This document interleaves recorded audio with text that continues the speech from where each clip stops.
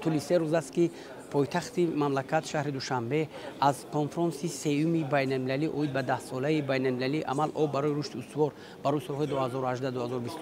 2018-2028 میزبانی میکند که امروز در محور رسانه‌های خبری جهان قرار گرفته است و در این همایش سطحی بلند زیاده از 2000 نفر کارشناسان و تحلیلگران و نمایندگان تشکیلات‌های با نفوذ بین المللی از جمله سازمان ملل متحد اشتراک دارند و باید گفت که جریان برگزاری این همایش را زیاده از 300 نفر خبرنگاران داخلی و خارجی انعکاس نموده ایستادند و لازم به ذکر خاص است که ضمن این کنفرانس و ضمن سخنرانی خود پیشوای ملت در این تالار بزرگ ابراز داشتند که سال آینده یعنی سال 2025 نیز جمهوری تاجیکستان از چنین یک همایش بلند اوید به حفظ پریخ‌ها میزبانی خواهد کرد. در دوره کنفرانس سیوم بین المللی اوید به 10 ساله بین المللی عمل او برای رشد استوار سالهای 2018-2028 که تحت ریاست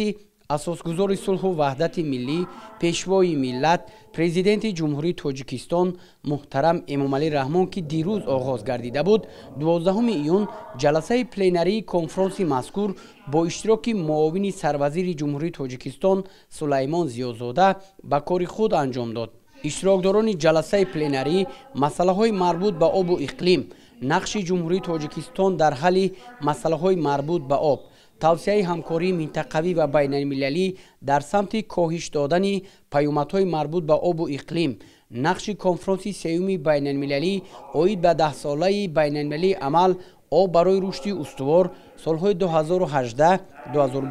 در حل مسئله های گفته شده بررسی نمودند. گفته شد که تشبس‌های گلوبالی جمهوری تاجیکستان وابسته به مسئله‌های آب و اقلیم خصوصا تشبس پنجم مملکت ما که از جانب مجمع عمومی سازمان ملل متحد سال 2022 با اتفاق آرای کل دولت‌های اعضای سازمان ملل متحد قبول گردید سری وقتی و مهم باشد،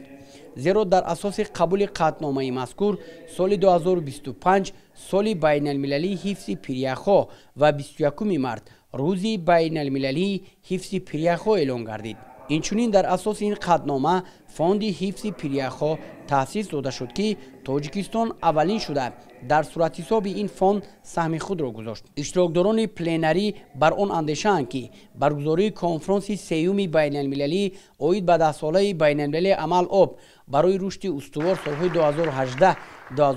2018-2028 در پایتخت تاجیکستان شهر دوشنبه بار دیگر جامعه جهان را به اندیشیدن تدبیرهای مؤثر در سمت آب و اقلیم و حفظ محیط زیست وادار می‌نماید. یادآور می‌شویم که دیروز با اشتراک اساسگزار صلح و وحدت ملی پیشوای ملت پرزیدنت جمهوری تاجیکستان محترم امامعلی رحمان در شهر دوشنبه کنفرانس سیوم بین المللی اوید به 10 ساله بین المللی عمل آب برای رشد استوار سالهای 2018-2028 برگزار گردید. از جمله سرور دولت تاکید داشتند که موضوع ذخیره‌های آب، استفاده عاقلانه و استوار آنها یک از اولویت سیاست تاجیکستان معین گردیده است. با دخل جانبداری تشبس‌های گلوبالی تاجیکستان پرزیدنت مملکت تاکید نمودند که پشتیبانی تشبس‌های تاجیکستان در سمت آب و اقلیم از جانب جامعه جهانی توسط 10 قطعنامه مجمع عمومی سازمان ملل متحد تجسمگر نقش فعال و کلیدی کشور ما در پیشبرد روزنامه آب و اقلیم